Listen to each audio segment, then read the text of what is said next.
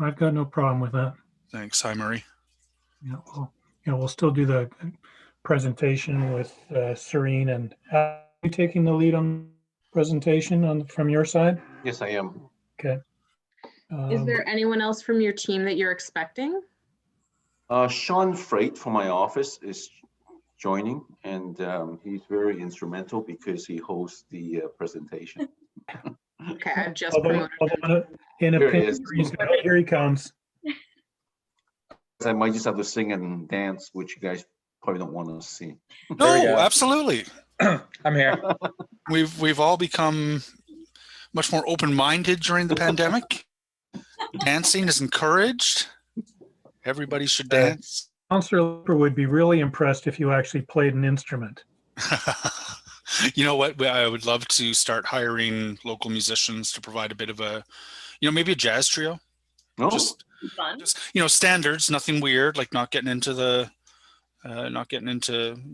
some of the honking and weirdness, but just playing some standards in the background while we do these open houses would be awesome. So the last if I may, you asked the question about formal. Can you enlighten us about the difference? Yeah, if it's a fairly small attendee list, then we'll open it up to people to ask their questions in person rather than restricting it to the Q&A box. Oh, sure. Yeah. It's more the dialogue, which is exactly in some ways a lot. In some ways better if it's, like you said, smaller group. Sure. Yeah, and right now it's looking like it will be a fairly small group, so that's a good thing. So Jeff, I was just going to say the last planner I hired who joined my team just before Christmas and moved up here from Burlington, he moved his drum kit with him. Oh, I'm thinking drums, might not be the most. Come on. Well, not for background for one of these meetings, but for one of your outdoor sessions. Yeah. Get some. Okay, it's 7:02. If you want, I'm in your hands. Do you want to kick things off, Jeff? Sure. I will just welcome everybody to the house this evening. We have a fairly small group, so we'll hopefully be able to make this a little more informal than some of our large open houses. We're taking a look, obviously, at the property that's in behind the Legion at Winston Square. I guess I don't have a lot to say about this one right off the bat, other than to emphasize that the permissions are very small and technical. They are allowed to build a building of this size with this many apartments with this parking ratio, but I believe it's the amount of active frontage on Winston where they're running the bylaw requires, and so they're required to apply for a rezoning, which does give us some leverage. I suspect that on this particular one we'll be talking about the details of the proposal rather than whether or not it's appropriate or not, just given the planning committee is going to take a look at what they actually need permission for and be sympathetic to extending the rezoning. But I'm looking forward to getting deeper into this one as well. It's been a while since I took a look at the details of it. And with that, I will turn it back over to somebody who many of you know, Fiona Mitchell, who works in the office with me. I'll just go over some quick housekeeping for those of us who are joining us for the first time, although I'm sure so many of you are familiar with the Zoom Development Open Houses webinars that we've been doing over the past year, sadly, due to COVID-19. Very shortly, we're going to turn it over to the applicant. He's going to go through a 15-20 minute presentation of the proposed development. After that, we'll move into a Q&A. I think what I'm hearing is if we're only 13 attendees right now, so if our numbers stay the same, I'll ask you to use your raised hand function, and then I will call on you and promote you to a panelist, and you can ask your question that way. If you don't want to be on video and if you don't want to use, or if you don't want to use your voice, there is still the Q&A button, and you can submit a question to us in that way as well. So whichever you prefer, we can have more of a flowing dialogue, or if you're really just interested in a one-off question, put it in the Q&A. You need to communicate with me about anything technically or need a link or contact information or whatever, you can throw it into the Q&A as well. So with that, I will turn it over. Oh, also, sorry, we also have Andrew here with us tonight, who is the city planner on this file. He's already put in the chat his contact information. So following this meeting, any comments you want to submit to the city, you'll submit them to Andrew at the email address that he's provided. We always appreciate being CC'd on those as well, just so we can stay in the loop of how people are feeling and what their concerns are, or their points of support as well. And then finally, this will be recorded. I'm recording right now. We're going to throw it on our ward's YouTube channel. So if any of your neighbors missed tonight's session and wanted to know how the conversation went, this will be on YouTube by the end of the week, most likely. So with that, I will turn it over to Murray to introduce your team and lead us into the presentation. So thank you very much, Fiona. It's always a pleasure, and I've enjoyed a number of these sessions that you and Jeff have organized for projects that we've had in Kitchissippi Ward, and I've also attended a number of these sessions for projects that we have no direct involvement, but just out of personal and professional interest. So just quickly, for those joining us this evening who haven't met me before, I'm Murray Chown. I'm a Director of Planning and Development with Novatech. We're a multidisciplinary consulting firm that have been involved in numerous projects in Kitchissippi Ward over the years. This particular file, we are the lead planners on the application. And with me this evening is my colleague, Serena Shazada, who will be making the presentation on some of the planning aspects of the application. And then from the project architects at GRC Architects, we have Alex Leung, who will be making the bulk of the presentation, explaining the design of the project and how it fits on the street. And he's assisted this evening by his Sean Fright, who is at the controls of the presentation deck as far as we know. And so with that, Sean, I guess if you want to share and then work through the first couple of slides with Serene, and then you and Alex can do your. Okay, let's see if I can get this going here.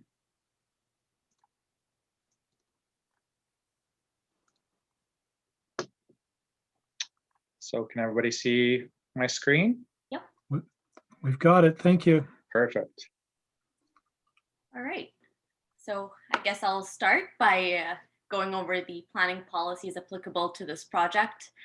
So first of all, the project is located on 397 and 399 Winston Avenue, and the proposals for a 7-story mixed-use building. The figure that you see in front of you is part of the Richmond Road Westboro secondary plan. It's the schedule that shows the permitted building heights in this area. So the properties 397 and 399 Winston are covered by the blue overlay where Sean is pointing at. And this overlay allows for 7 to 9 stories on the property. And we are proposing 7 stories for this building. Next slide. Yeah. So just looking at the area overview, the property is highlighted with that or that yellow square. The property is zoned traditional Main Street with a height limit of 24 meters, which translates to 7 stories. The property is close to a lot of neighborhood amenities such as parks, grocery stores, restaurants, and it's also pretty close to a few transit stations, which are highlighted in red. So we have the Dominion Station. The property is well within the 600-meter radius of that. And the property is also just outside the 600-meter radius of the Westboro Station. So this property is well serviced by transit and neighborhood amenities that would help support a 7-story mixed-use building on this site.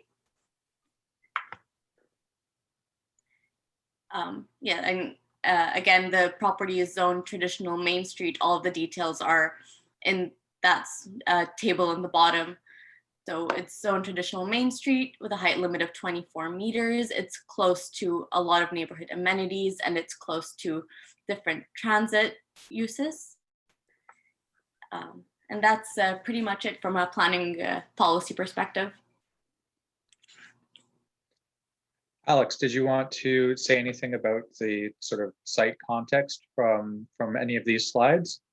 No, I think we just start the presentation here, Sean. I'd just like to thank everyone for giving us the opportunity to present. My name is Alex Leung from GRC Architects. Our firm has been in practice. We're a local firm, first of all, and we've been in practice in Ottawa for, over the last 35 years now. And I'm one of the principals in the office, and I've been working with GRC over 30 years. So just want to say that Ottawa and every neighborhood in Ottawa is our backyard, so to speak, and certainly have seen a lot of growth and evolution of Ottawa, and especially Westboro over the years. And we are very sensitive in our approach to design, and very sensitive to community. You know, with the acknowledgement of the growth and changes, we still want to preserve the kind of the character and the quality of the neighborhood. So been working on this project with Murray and Serene for over a year now, and certainly started off by looking at the overall context of the site, looking at the character of Westboro, what to hang on to, how to preserve the neighborhood, at the same time with the mandate of designing a 7-story apartment building. Sean, next slide, please. So again, more illustration of some of our site analysis. Here's just an aerial view of the site context with some photographs taken at various locations of the site. So I want to point to the photo number 1.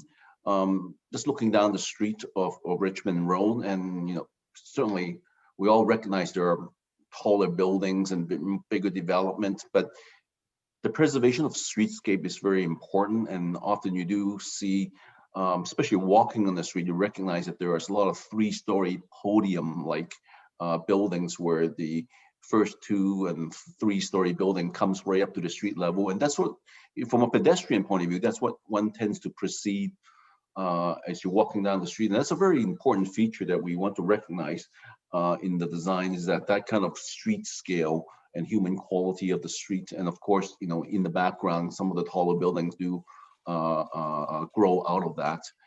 The picture number 2 simply illustrates a 4-story building at very nearby corner of Richmond and Roosevelt. I think that's where the very nice French bakery cafe is located. And of course, number 3, picture 3, illustrate just the entrance to Winston Square, a very unique kind of niche or node in the city, which is also very unique to Ottawa as well. You don't have this kind of hub very often. So we certainly want to acknowledge that. And then of course the Piggy Market and the Blythe Academy. Just on as you enter the Winston Square on picture number 4. Picture number 6, I'll just jump to 6 at the moment. The commercial Mountain Equipment Co-op, one of the, I think, earlier large commercial establishment on Richmond Road, and Madison Avenue, which is still unique and undeveloped at the same time. One side is full of residential, some are newly renovated, and towards Churchill is still somewhat undeveloped. And on the other side, it feels like almost like a back to most of the development on Richmond Road, and the street is extremely wide. All to say that Winston, wrapping around the corner of Madison Avenue, all the way towards Churchill, are all under the TM zone, which has been, which has been in existence for a number of years. Next, please, Sean. A very diagram schematic site plan just to illustrate the proposal and the current site. As you can see, the current development will occupy 2 existing houses that are currently located on Winston Avenue. And then both of the existing houses combined to form a single lot for the building, you know, abutting against on one side, abutting against the existing Legion building, and towards the back of the new development, abutting the existing Baker Street Cafe. Next slide, please. So we have an aerial view of proposed development, simply showing, again, a very diagrammatic layout of the ground floor. What we're proposing in the development, with the city's permission, the intent is to extend the kind of paving in Winston Square all the way along to the apartment entrance, with that concrete paving, with the saw cut concrete patterns to continue the extension of the heart landscape of Winston Square. We're proposing to add some bicycle racks in Winston Square as well. The intent of that is to continue that kind of vibrant quality of Winston Square and bringing in that onto the avenue. And that extends to the commercial frontage of the building, as well as the apartment entrance, then transition back to a more traditional sidewalk heading down towards the residential neighborhood of Winston Avenue. You'll see on this diagram too, the parking entrance is located in this picture, the left side, and preserving kind of the kind of pedestrian quality of Winston Square as it moves towards the Richmond Road. Alex, you might want to explain what the vault is in this image. Yeah, thank you for the reminder. The building, as you can see, occupies up to the property line, and essentially there was simply no room for an electrical transformer on the site, and not sure anyone would like to see a freestanding electrical transformer in front of a building anyways.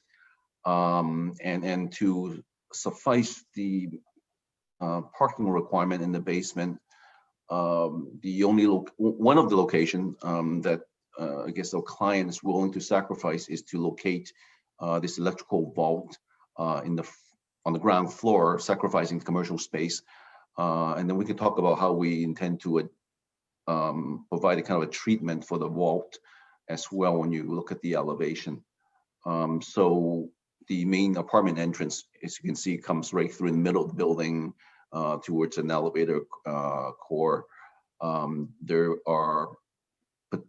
It's intended to have 2 commercial spaces, one more of a commercial retail that fronts onto Winston Avenue, and an office commercial type space in the back of the building. Next, please. So here is a perspective rendering illustrating what the building looks like as you're on Winston walking towards Richmond Road. As I mentioned earlier, the building's intended to create a friendly pedestrian street frontage and respecting the scale of the neighborhood. The 3-story podium is designed to incorporate that notion, or portray that notion. And you can see on the ground floor the vehicular parking entrance. The lower 3 floors are cladded in brick with some stone accent at the main entrance of the apartment building. And then the 3-story podium in a way aligns with the height of the Legion building. We carved out a recessed balcony at the third floor here, and creating more of a two-story shoulder, again recognizing the scale change and transition back to the residential neighborhood. From the 4th to the 7th floor is set back by 2 meters.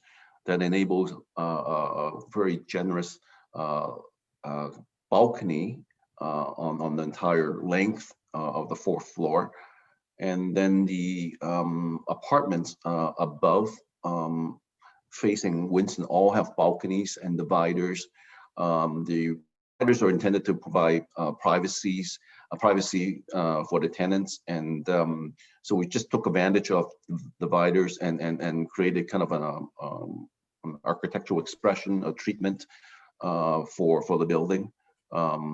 We believe that the treatment is very purposeful and pragmatic, and then perhaps as a playful character as well. There are 42 units in this apartment building. About 1/3, 2/3 mix. 30 of those are 2-bedroom units, and 12 of them are 1-bedroom units. Next slide, please, Sean. So here's just another rendering looking the opposite direction as you enter Winston Square.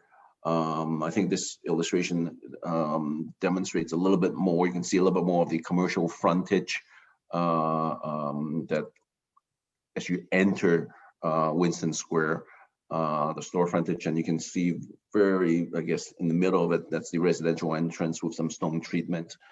Again, as I mentioned, the lower 3 floors are cladded in brick, and the upper floors is a treatment of cement board, smooth and textured.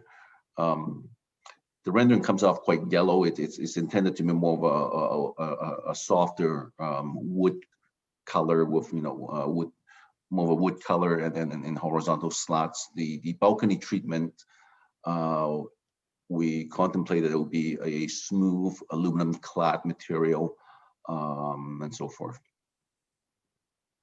Next slide, please. Here's a view looking from Madison Avenue, looking at the south side of the building. The south side of the building does not have balconies. They're primarily windows. Again, try to pick up on the character on Winston Avenue and projecting that onto the south facade.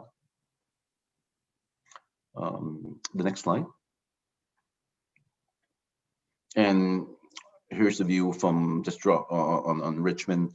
As one can imagine, walking along Richmond Road, you will see the building growing out above the streetscape of Richmond, and you get a glimpse of from the 5th, 6th, and 7th floor.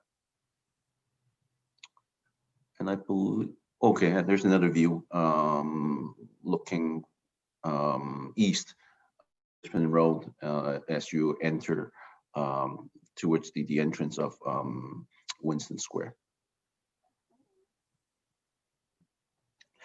As Serene mentioned earlier, the zoning does allow for 24-meter height to the top of the floor.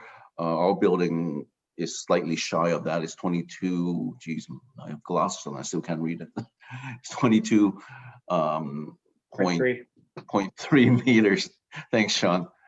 And the penthouse and the elevator is above that. There's a roof terrace actually on the Winston side as well, serving as amenity space for the tenants of this building. I think it's important on this image, Alex, just to point out that the as of right building massing on the adjacent properties. You probably can explain that better than I can, Mary, with some of the technical terms. Sure. So it's an interesting one that we discover during the design stage, but Mary, please do. So as Serene indicated at the beginning of this presentation, this entire block bounded by Winston, Madison, Churchill, and Richmond Road. Firstly, in the secondary plan is identified as having potential to develop to heights between 7 and 9 stories. The entire block is zoned to the TM zone with a permitted building height of 24 meters, which will accommodate 7 or 8 stories as of right, all of these properties. So the top panel in this slide illustrates what that height will look like when the other properties on Winston redevelop. So although we're only redeveloping the most southerly 2 lots on Winston behind the Legion, there are 2 more properties between our development and Madison, and they have the potential to redevelop to the exact same built form that is being proposed with this project. Sorry to interrupt, Alex. No, thanks. Well said. I think the last thing I'd like to just very quickly touch on we studied the facade very carefully, and one of the approaches that we have taken quite deliberately is trying to create kind of a horizontality of the building, trying to bring the building, the field building lower. We're certainly aware of sensitivity to height, so the intent is to create these horizontal feel to it, and articulate with a warmer material to again keep breaking it down the scale of the building, so it looks and feel a lot more a lot less institutional, and I think that's that's the approach that we have taken, and breaking down the scale of windows and so forth. So I know this is the last slide of the presentation, but we should talk a little bit about the relief that's being required from the zoning bylaw. And again, thanks for reminding me about that aspect as well. I was going to come back full circle to talk about the vault. So we have this huge, well, not huge, but certainly a sizable electrical vault in the front, and adjacent to the stone cladded pier where the address is on. That's the location of the vault. So the intention is to put a display window for commercial that disguises the electrical vault, and that will be available for the commercial tenants, or perhaps even the owner of the building for any type of rental display. You can see that we have provided glazing wherever possible on the ground floor of the building, including a fully glazed garage door, glazed transom above the garage door, which is usually unusual in this case, and glazing transom above the exits. I think the glazing serves 2 things. It provides certainly a lot of transparency to inside the building, also offers a sense of security as well. As if you're walking around at night, it's fully glazed, people can see you in and out. The storefront glazing, it's also very transparent. We think that will promote the use of or enhance Winston Square and so forth. And I guess where Murray is going with all this is the zoning requirement requires that the ground floor to be 50% glazed with transparent glazing, up to a 4.7 meter height for that calculation. And as you can see, given the width of the ground floor frontage, we did not quite fulfill that 50% transparent glazing requirement. We did some other renderings that put it fully glazed, and we still came short, and having a complete fully glazed ground floor wherever possible, actually we felt that it actually doesn't quite give the kind of pedestrian scale character that perhaps the current design could bring to the street. But that's something we can certainly consider if that is a significant mandate that needs to be achieved. Anything else to add to that, Murray? No, I think that is a great introduction to the project. Alex, thank you very much. Thank you. So Fiona, there's a couple of questions already in the Q&A. Do we want to go there first or Yeah. open the floor? Yeah, so we're going to move to the Q&A function. I have 4 questions in the Q&A, but again, you can type your questions into the Q&A, or you can electronically raise your hand, and I will promote you to a panelist, and then you'll be able to ask your question out loud if you prefer to do it that way. And I will give a heads up as to what the order is if multiple hands are raised. So for now, I don't see any hands raised, so I'll read the questions that have been submitted. First question, if you're reducing the commercial frontage to accommodate the electrical transformer, why not place it in the basement? Alex, I'll let you field that one. The intent is also to meet the parking requirement that is dictated. It's given as per the zoning bylaw. We're providing 18 parking spaces in the building. Also, the height requirement for the transformer vault would have meant that we need to increase the height of the entire underground parking if it was put on level 1 as well. So the decision from our client was and also there was also a requirement of getting the vehicles, service vehicles into the underground parking, which also poses more technical challenge in planning out the parking structure from the basement. So that actually did take a lot of back and forth working with our client. So the end conclusion that he preferred was to locate the transformer vault on the ground floor. Fiona, I noticed that Doug Burnside has raised his hand, and he's the project manager for this, so he may want to add to that answer if you want to let him loose. I've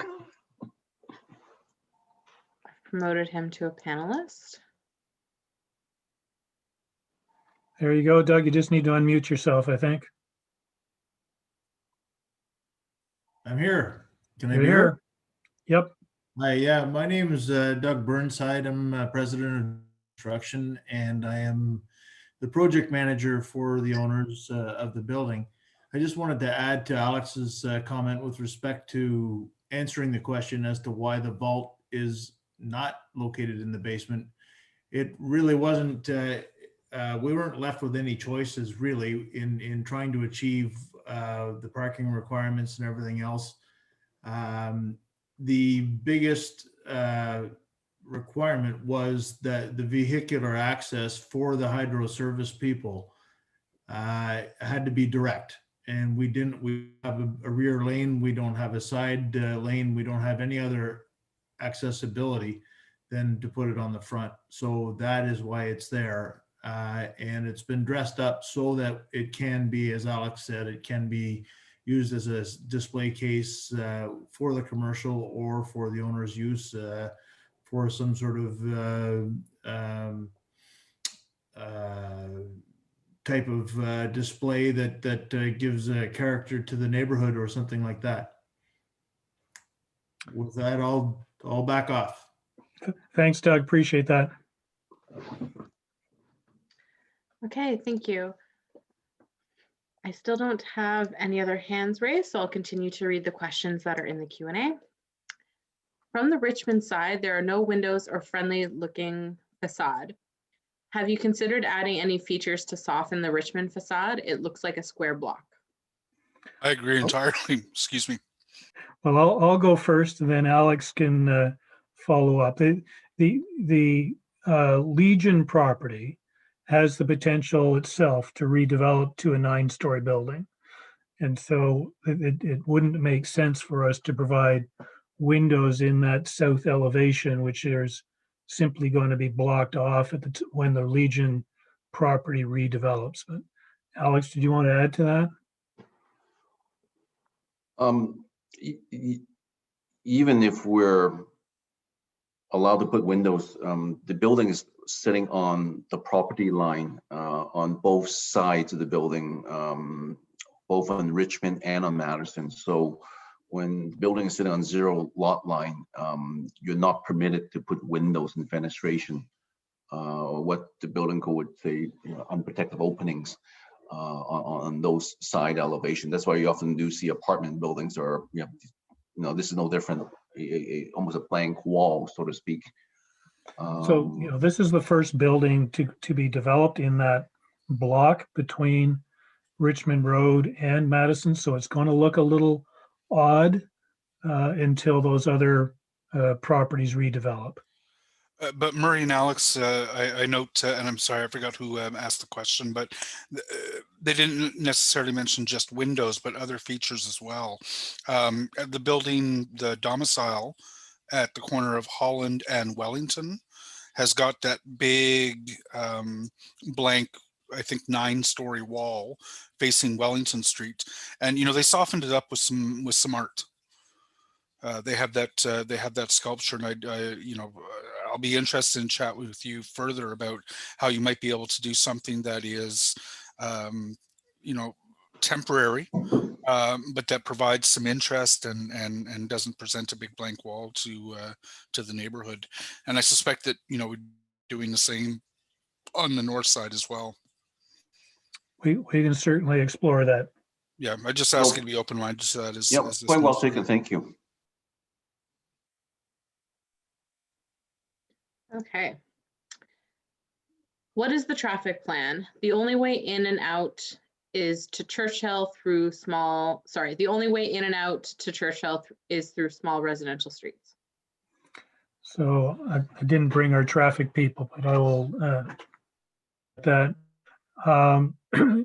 this development is small enough in terms of the number of units and the total number of trips that the city of Ottawa has not identified the requirement to complete a full-blown traffic analysis. We have provided a transportation brief with the applications, which would be available for anybody to review online. But the simple answer is the only way to access this property is from Churchill along Madison. There's no other way to get to it.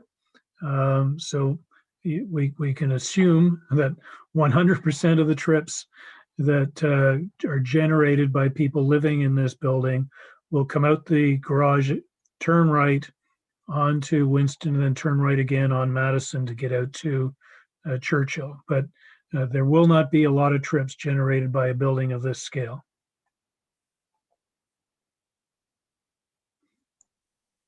Thank you. When is construction planned? Particularly, Sorry, just to add to Murray's comment, just given that there are only 18 parking spaces for the building, that diminishes how much activity there actually would be. I think in this day and age, I'm not as concerned about resident trips as I am about service trips. Uber and package delivery, etc., might need to take a look at what we can do on Madison to slow the speed of that traffic down. It's not going to be big volumes, but it is a straight stretch that I'm happy to work with my office and to see whether or not we can do some traffic calming along there. Excuse me. Okay. The next question. When is construction planned and how long will that take? Well, Doug, we'll let you answer that one. All right. Well, we, I think optimistically are hoping to break ground late in 2021. And construction is estimated to be about 16 months. Are you bringing site plan at the same time as you're bringing the rezoning? Yes, they were filed. Timely. Okay. Seems vicious. We'll see. And this is the point in the meeting where I let everyone know that part of Jeff's requirements for site plan control is that he requests the developer put in a condition for a pre-construction meeting for immediately adjacent neighbors and the community association. So we will host a meeting exactly like this a month or two before they are ready to break ground and go through some of the nitty gritty details for the construction period, including who a neighbor can contact if there's an issue, the high level like timeline information, phasing, where construction vehicles are going to go, and any other concerns residents will have. So that'll be a site plan condition, and we'll have that ahead of construction. Could you give a bit of detail about lighting? We have a home across the street with our bedroom on Winston and are concerned about 24-hour lighting. Alex, it's early in the game, but did you want to take a stab at that? Well, first of all, there will be no lighting pollution, given essentially simply building code and site plan control requirements. So there won't be any lighting surface mounted on the street. We did mention that there will be a lot of transparent glazing on the commercial. That's controllable by dimmers, and we certainly envision that off hours, most of those lights will be off. The light spillage from the garage door will be minimal, and on the street, the apartment entrance may have a pot light or so. So it certainly will be very. We envision that most of the time will be very compatible to a building on a house or whatnot on the residential street. The balconies above, again, they're on the upper floor back, so you will have some light spillage from adjacent neighbors. And at the moment, there's no intention to put any lights outside of the balconies.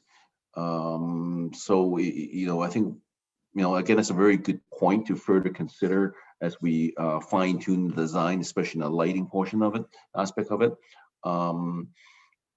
But it certainly will not be a building that will be glowing in the dark per se, if that's a concern. There would be as well for the commercial space, if it's retail, we'd want to take a look under which they have illuminated signage. Right. So if you have illuminated signage, that can be quite bright and disruptive to nearby neighbors. And we can certainly work with the community and then take suggestions and so forth. And there's many ways to treat signage these days. The brightest ones are not necessarily the best one either. So there's plenty of, in this case, there's plenty of store frontage.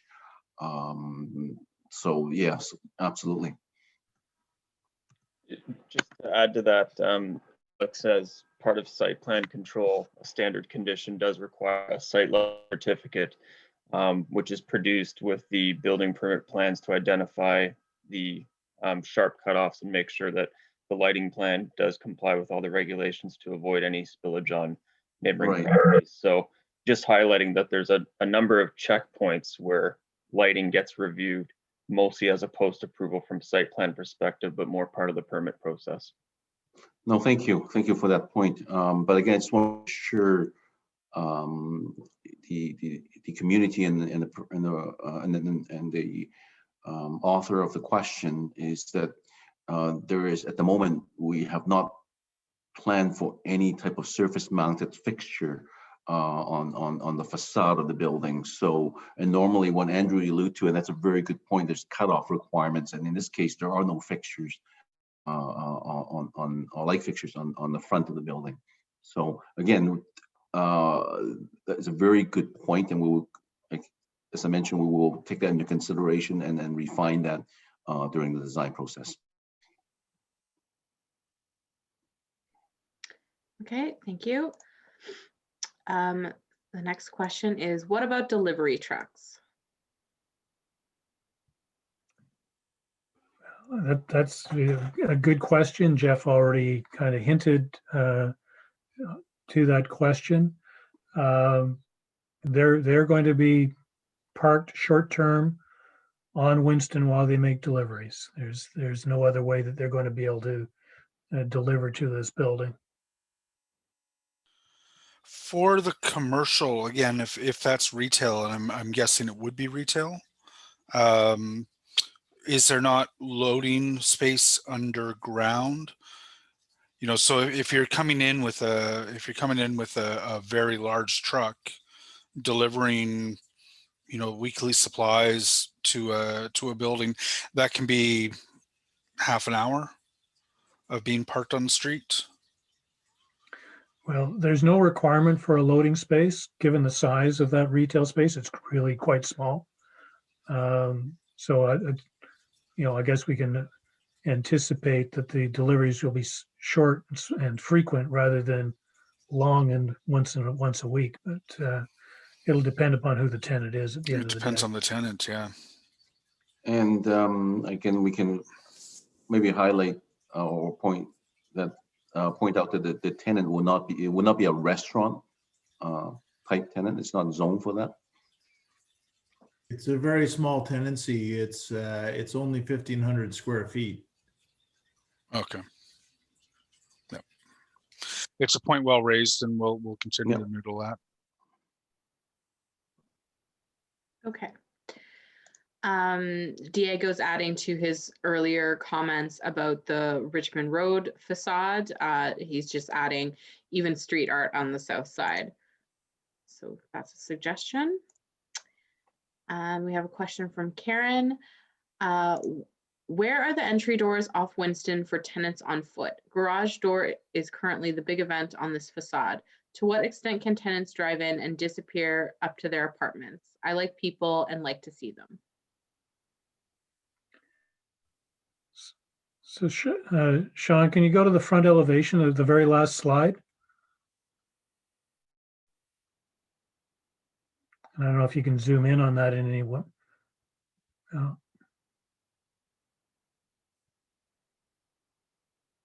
Guess it's not going to let you. Oh, there we go. Keep going. Perfect. So when you look at the ground floor, we've got the garage door, which is as far north as possible to keep the traffic away from Winston Square. And beside that, there's a exit door from the core of the building. Then beside that are the doors to the hydro vault. Beside that is the display panel, which kind of disguises part of the hydro vault. And then there's the masonry column with the street address on it. And then you've got the entrance to the apartment building above. And then as you carry on to the right, you've got the glazing and the entrance door for the retail space.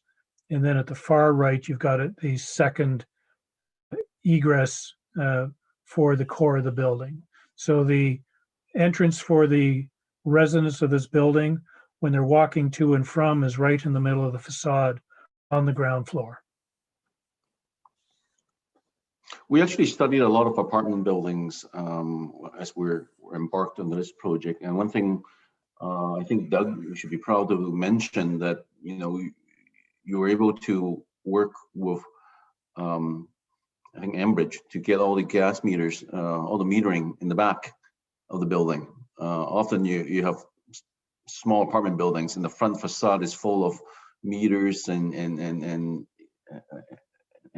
know, the mechanical, electrical components. And you know, we worked very hard to keep a very clean and facade and really focus on the pedestrian quality of the ground level treatment. We have, again, back to the ratio of 42 units to 18 parking spaces, meaning a lot of people will be on foot. So to answer the person's question with respect to where's the foot traffic, it's all those people who don't occupy those 18 parking spaces. So they will be coming and going through the front door. And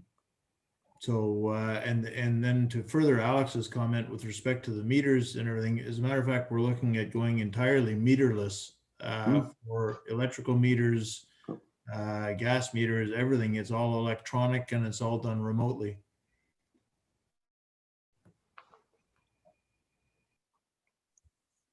Okay. What will the shadow impact be onto Madison Ave North Side? I don't think we've done shadow studies yet, or did we? Alex, Sean? Yeah, yes, we did actually. So I think there's no mystery. Actually, Sean, did you have that one? Okay, there we go. There we So go.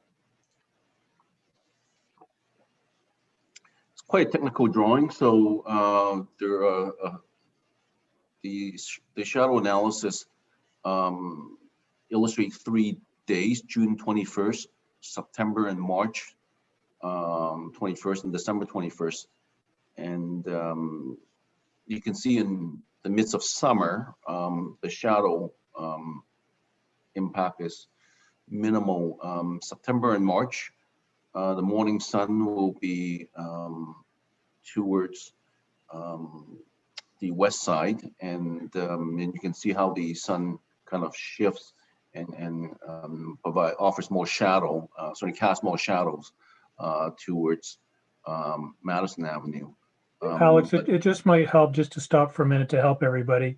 The way Sure. this is drawn, Richmond Road is right, Madison Avenue is on the left, Winston is running east-west across the bottom of the drawing.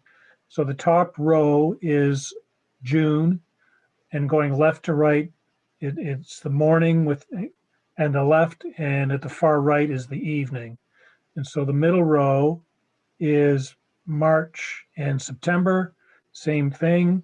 The far left is the early morning with the shadow being cast onto Avenue, and late in the afternoon, the shadow being cast kind of along Richmond Road. And then the worst case scenario is the bottom string of images from December the 21st.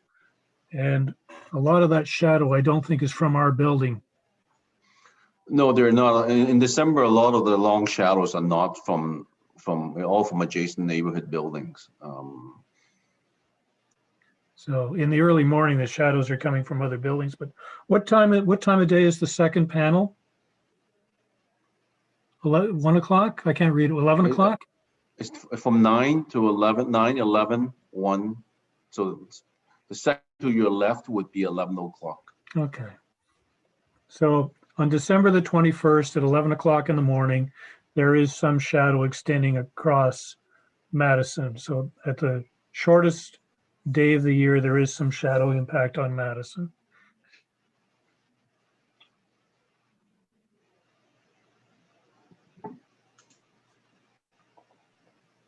Okay. Is there a plan to manage the delivery of existing commercial tenants that are serviced there and access to waste pickup for the Legion? Their access shouldn't change in any way as a result of this development.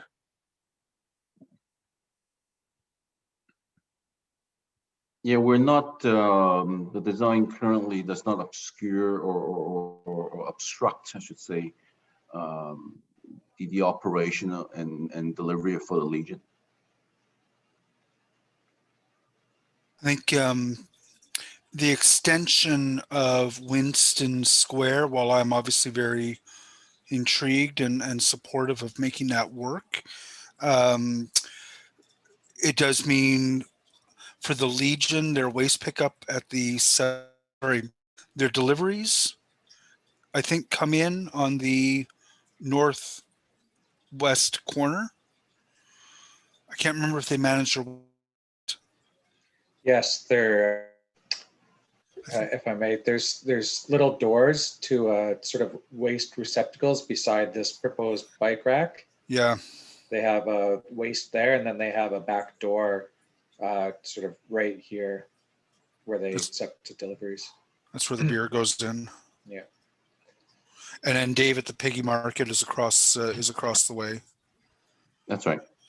I'm going to see Dave tomorrow, but we'll just need to be mindful of not disrupting Dave and the Legion's Oh, for delivery sure. And waste. I would think that deliveries could still occur with vehicles accessing Winston Square, that delivery vehicles may not necessarily be restricted from entering into that space. It's right now it's at grade, and we are proposing it would still be at grade so that delivery vehicles could use that space. Yep.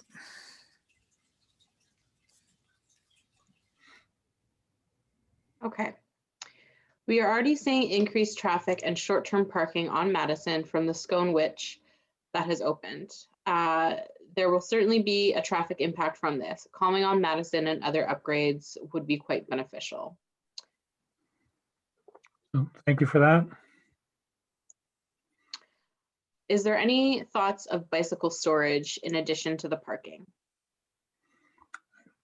Alex, Yeah, how many there- bicycle spaces have we got in this building? We have 18. I think we have 21. We have a few more than what's required. Oh, good. And are those 21 in the basement, in the garage? Yes, they Yes, are. they're displayed on, I think, both levels of the garage. And if those are spaces as defined by, that generally people can fit a couple more bikes, or they can often fit 2 bikes into spaces. We'll take a look. Sure.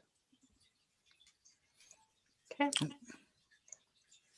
Is there anything that would prevent or limit Airbnb type rentals in the building? Hey, Jeff, do you want to field that one?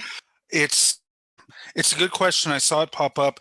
I believe because it's a TM zone that it's not subject to the new Airbnb rules.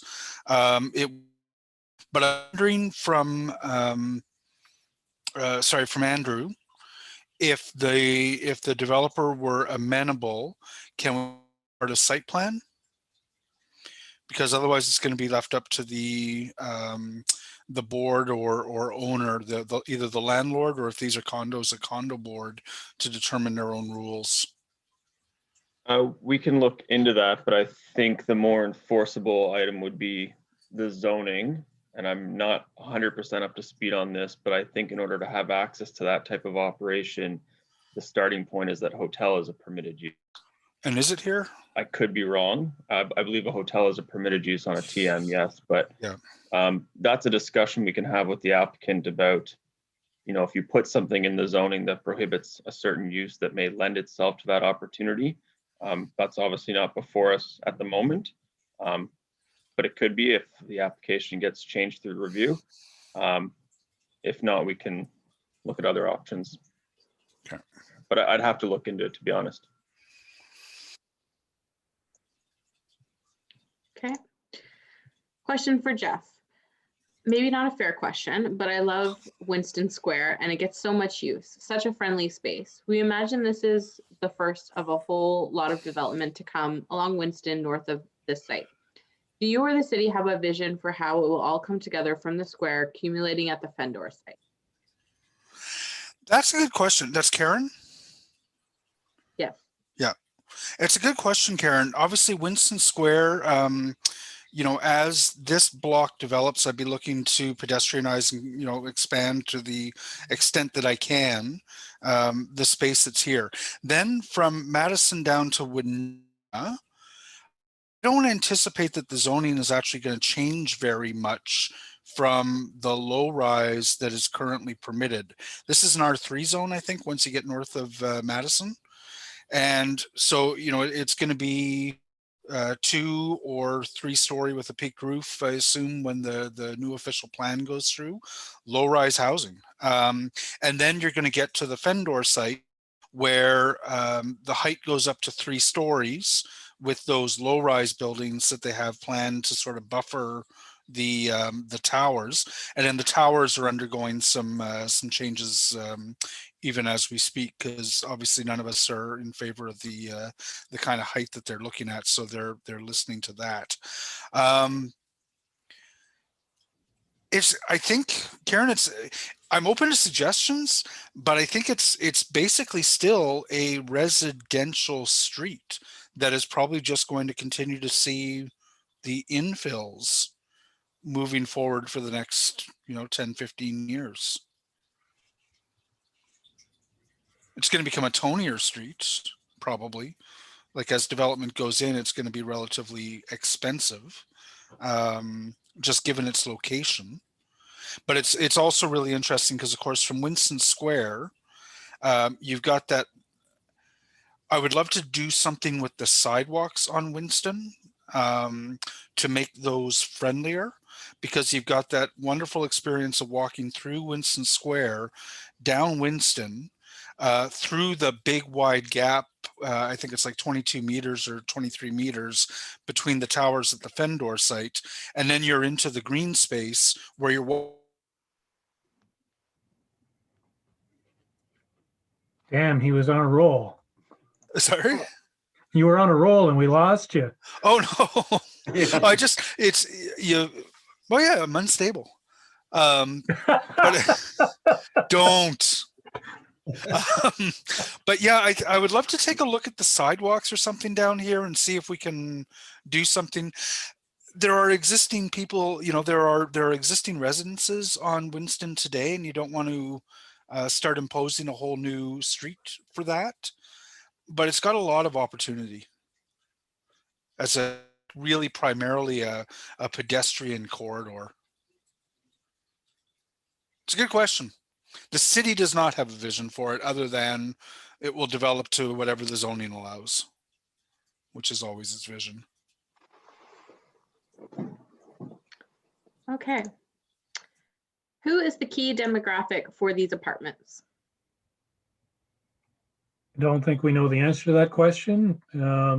As I think Alex explained at the beginning, it's a mix of 1 and 2 bedroom units, which could attract young families and growing families and young professionals.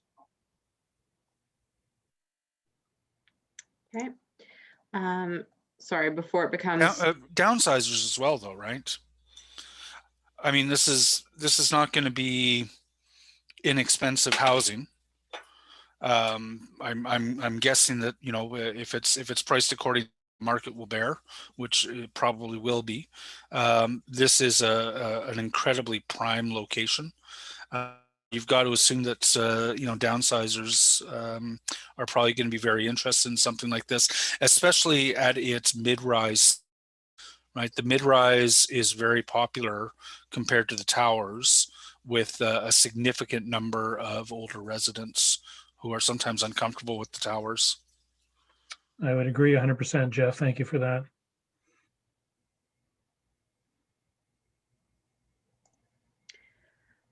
Thank you.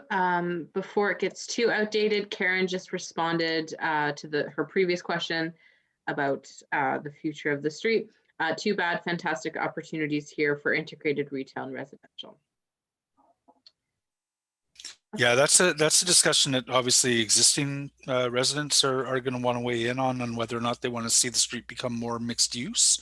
But it's an interesting discussion for sure. Okay, next question. Have you considered green options such as a green roof, rainwater collection? You're removing 2 backyards and therefore decreasing the stormwater capture area and increasing the risk of storm flooding.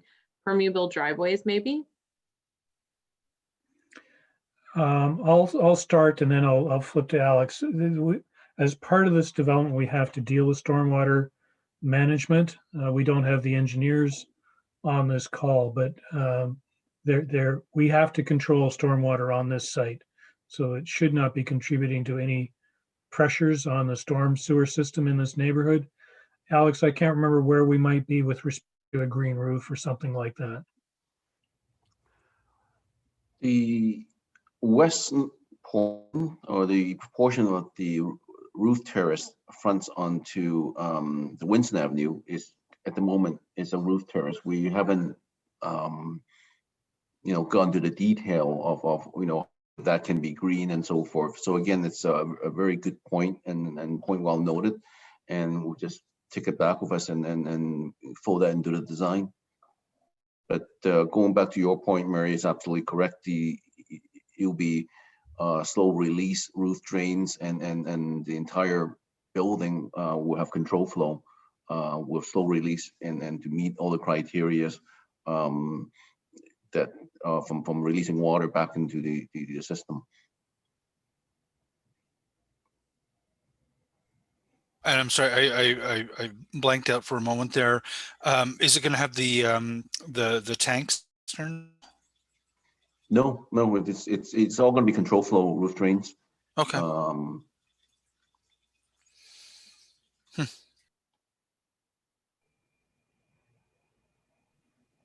Okay. Where will the garbage bins and HVAC units be located? Alex, I'll let you run with that. The garbage room is located on in the garage, on the ground floor. Oh no, it's on the ground floor. Sorry, in the basement. There are also sizable mechanical room in the parking structure in the basement, and a mechanical room on the roof. That's we believe it's very nicely integrated into the design of the building.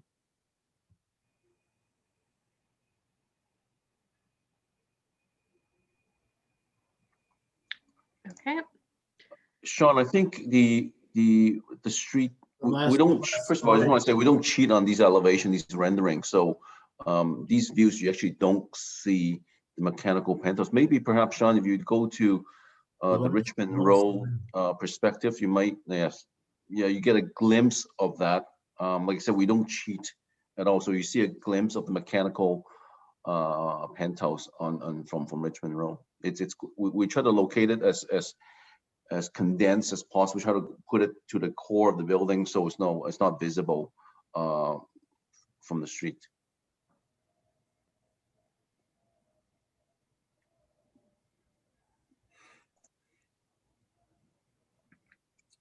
Okay. Okay. So going back to the question about expanding Winston Square and Legion and commercial space access, Judy is pointing out the bike rack is directly in front of the Legion waste access. So I think in one of your site plans there's an image of a bike rack, and Judy's pointing out that is the Legion's waste access. So that's important to know. And she's also commented that the barley mow also has deliveries via the laneway next to the piggy market. So just on the bottom of the diagram there. Got it. Thank you. Okay. The glazing will be on the garage. Sorry, the glazing will be on the garage door, transom, vault doors, and adjacent windows, correct? The remaining entrance doors and commercial windows will all be transparent? The answer is yes. Okay. Yes. And sorry, I keep getting my internet is unstable. So at any point, if I'm cutting out, just let me know, because I don't know. I'm just talking and hoping you can hear it. Oh, it's your internet stable, unlike Jeff, where it's Jeff that's unstable. I mean, it depends on who you ask, but I'll go with my internet's unstable. This is a question for Jeff. It too, Fiona. Well, perhaps maybe just answer that while we're on this drawing. The light blue color depicts transparent. So the question you can see in this diagram where the transparent glass are located on the ground and the upper floors. Okay. Joan has a question for Jeff. The design brief says this project will serve as a catalyst for future commercial development on Winston Ave and Madison Ave in the TM zone. Can you speak to the plans for future commercial development on Winston? So there are existing TM is traditional Main Street zones, and I think they've read my thoughts and they're going to pull that up. So the TM zone is outlined in pink there, and it should also be as you move to the west along Richmond Road is TM. I don't know how far back that goes. The rest of the, oh, perfect, thank you, that's great. The rest of the street is residential. The city does not have any conscious plans today to change that. The TM zone is just what you see in that pink, which is on both sides of Richmond Road. Now the new official plan is going to probably create all kinds of new flexibilities so that if the city wanted to introduce zoning that would allow for small shops on neighborhood local streets, it would provide the flexibility to do that compared to the official plan that we have today. But that would be subject to a zoning review, which will come for the whole city in about 3 years or so. And then as well, the secondary plan for Richmond Road is supposed to be in the next term of council, updated to reflect the, I guess, the problems that we have been having. So the future of Winston today is entirely a residential street. If that were going to change, somebody would have to propose it, and then it would have to go through various zoning processes moving forward. I have never heard anybody suggest that Winston would become anything other than a low-rise residential street, except for those parts of it that are already zoned for commercial. I hope that's helpful. And just to follow up on that, Jeff, I think that what was intended by that statement in the design brief was it wasn't going to be a catalyst for commercial development along the length of Winston from Richmond Road all the way up to the transitway. It was just the catalyst for the development of commercial uses on that block face from Richmond Road to Madison. It's just the first to go in, but when the properties to the north, the two properties to the north redeveloped, that we would expect to see a similar mixed use development. And who knows how the development on the corner is going to shape up when the Legion redevelops, but I think we can reasonably anticipate that, or certainly hope that the commercial uses will turn the corner and provide some retail or ground floor commercial space on the Winston frontage. So the design brief wasn't speaking to the entire length of Winston. It was speaking to that block piece between Richmond Road and Madison. Like Uniform, for instance, is proposing entirely residential at their end. Correct. Right. So it's that language might be a little bit alarming. I would suggest that you don't need to be alarmed today. Nobody has made a proposal to make Winston anything other than a low-rise R3 street.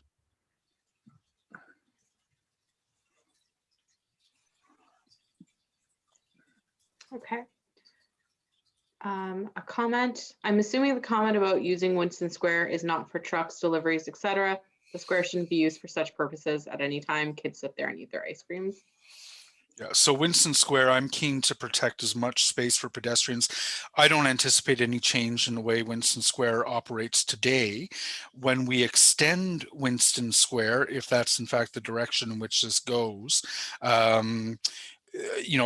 there may be a requirement if we're going to serve the Legion to allow them to back their truck up a bit closer to the building, despite the fact that it has been further pedestrianized.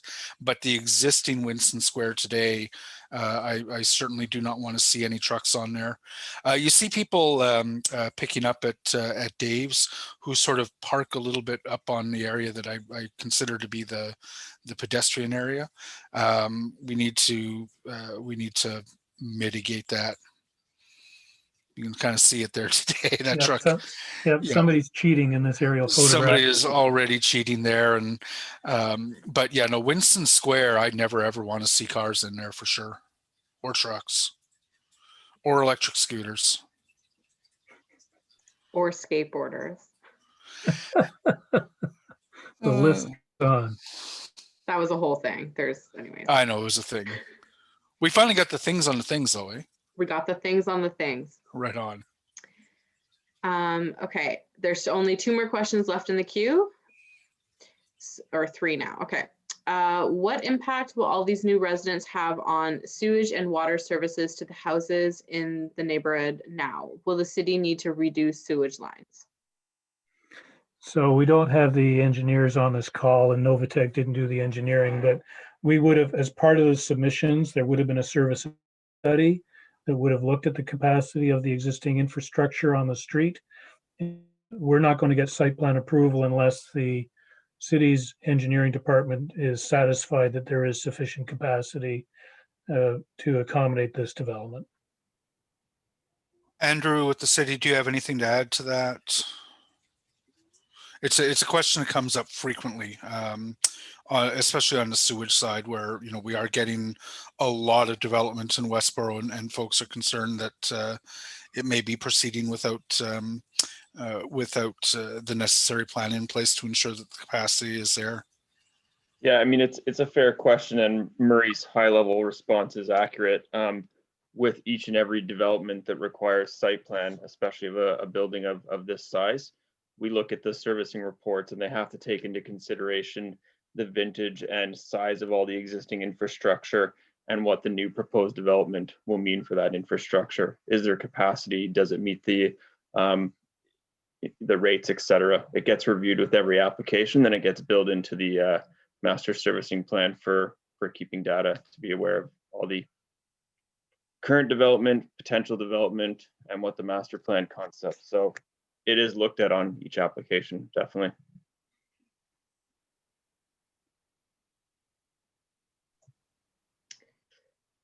Okay, a follow-up comment to a previous conversation about the HVAC.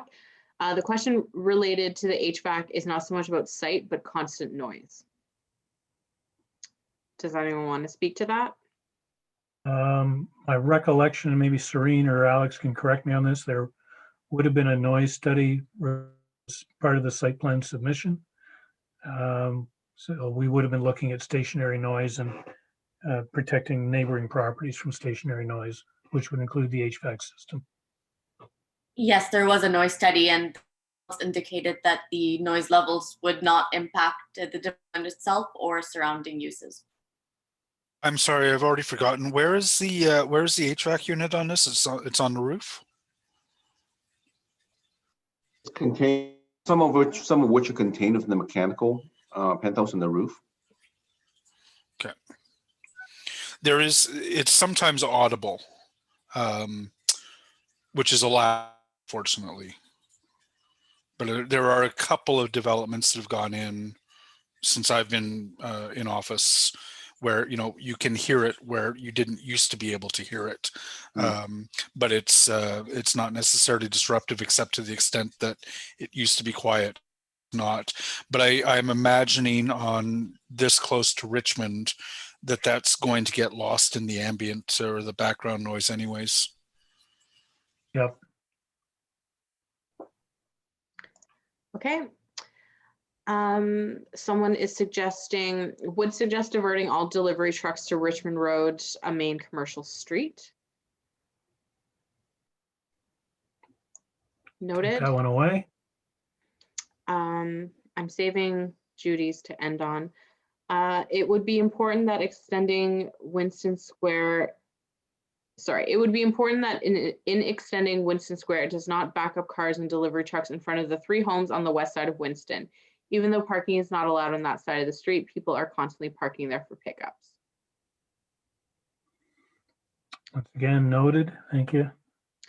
And then the last comment in the queue I have, there are new tulips coming up in Winston Square this spring. So that sounds lovely. Thank you. Who planted them, Judy? Did you plant them? Did the BIA plant them? Oh, I guess it's tough when she's yeah, sorry, I'm trying to. She said, yes, we did. Well, thank you, Judy. That's awesome. I'll swing by. They're just starting to come up now. I guess I'll see You'll what they find look out like tomorrow. Yeah. I'll find out tomorrow. I've got to Soon, pop in if the not Legion yet. while I'm at it. Okay, I'll riff for a few more seconds just to make sure no last minute questions come up. But there's nothing left in the queue. I don't see any hands raised. Judy has added there is a new small ornamental tree in Winston Square that should bloom soon. So lovely things to go check out.